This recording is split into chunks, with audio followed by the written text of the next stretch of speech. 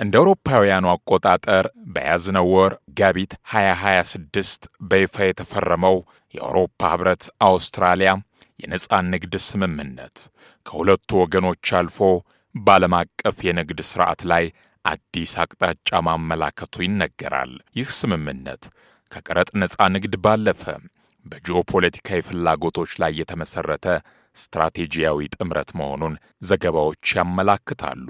የአውሮፓ ኮሚሽን ባወጣው የጥናት ሰነድ መሠረት ስምምነቱ በሁለቱ ወገኖች መካከል ያለውን የንግድ ልውውጥ በ33 በመቶ ያሳድገዋል።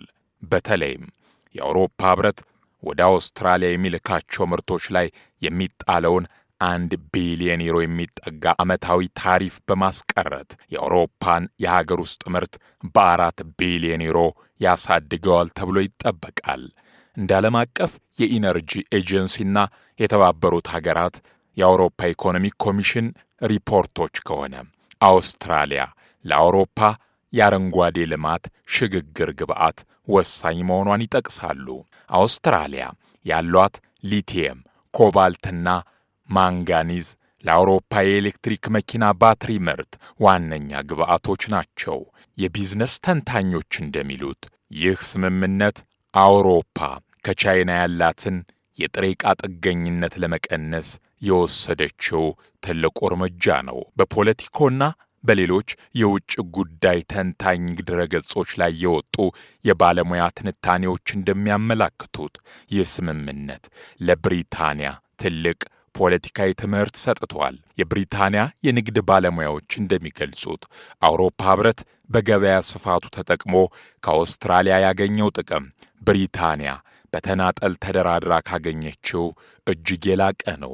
ይህም በአውሮፓ ውስጥ የጋራ ጥንካሬ ያለውን ፋይዳ አጉልቶታል ይላሉ። የተባበሩት ሀገራት የኢኮኖሚክ ኮሚሽን ሪፖርት እንደሚያሳየው ስምምነቱ የተመሠረተው በዓለም አቀፍ የዲጂታልና የቴክኒክ ደረጃዎች ላይ ነው። የፓሪስ የአየር ንብረት ስምምነትን እንደ ዋና መስፈርት ማካተቱ የንግድ ግብይቶች ከአካባቢ ጥበቃ ጋር የተጣጣሙ መሆን እንዳለበት አዲስ ዓለም አቀፍ መመሪያ ማስቀመጡን የተነገረው የዘርፉ አጥኚዎች እንደሚስማሙበት ይህ ስምምነት አውሮፓ በኢንዶ ፓስፊክ ቀጠና ያላትን ተሰሚነት ከፍ የሚያደርግና የአውስትራሊያን የገበያ አማራጭ የሚያሰፋ ክስተት ነው። የአውሮፓ ህብረት ወደ አውስትራሊያ የሚልካቸው ምርቶች ላይ የሚጣለው ቀረጥ 99 በመቶ በመነሳቱ የኢንዱስትሪ ምርቶች ተወዳዳሪነታቸው በከፍተኛ ሁኔታ ይጨምራል። የፋይናንስ፣ የቴሌኮምና የትራንስፖርት አገልግሎት ሰጪዎች በአውስትራሊያ ገበያ ውስጥ እንደ ሀገር ውስጥ ተቋማት እኩል የመንቀሳቀስ መብትን አግኝተዋል።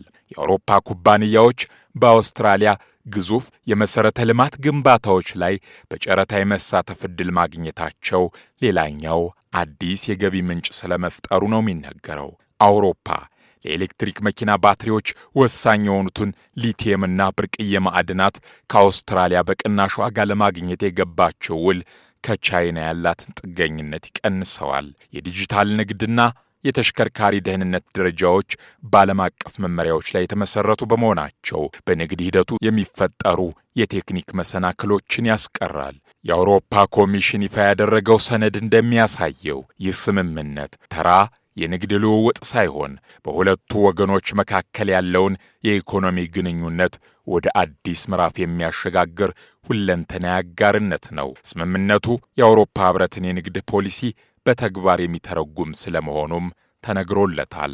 ከሸቀጦች ሽያጭ ባለፈ ለዲጂታል ንግድና ለአገልግሎት ዘርፎች ትልቅ ትኩረት የሰጠም ነው ተብሏል። የአውሮፓ የፋይናንስ ተቋማት፣ የቴሌኮም ድርጅቶችና የትራንስፖርት አገልግሎት ሰጪዎች በአውስትራሊያ ገበያ ውስጥ እንደ ሀገር ውስጥ ድርጅቶች እኩል የመወዳደር መብትን አግኝተዋል።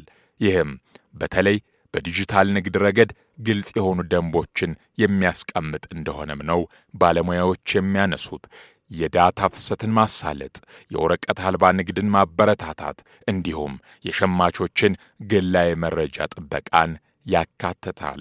ይህም አውሮፓ በዲጂታል ኢኮኖሚ ያላትን የበላይነት ወደ ደቡባዊ ንፍቀ ክበብ ለማስፋት የሚረዳ መሆኑ ነው ተያይዞ የተገለጸው። ይህ ስምምነት ሁለቱ ወገኖች ለአካባቢ ጥበቃና ለሰራተኞች መብት የገቡትን ቃል ካልጠበቁ ስምምነቱ ሊታገድ የሚችልበት የማስገደጃ አንቀጽ እንደተካተተበትም ነው ዘገባዎች የሚያሳዩት። የአውሮፓ ህብረት ወደ አውስትራሊያ የሚልካቸው የቴክኖሎጂ ውጤቶች ዝቅተኛ የካርቦን ልቀት ያላቸው እንዲሆኑም ይበረታታል። የዓለም አቀፍ የሰራተኞች ድርጅት ILO መመሪያዎችን ማክበር ለንግድ ልውውጡ እንደ ቅድመ ሁኔታ ተቀምጧል።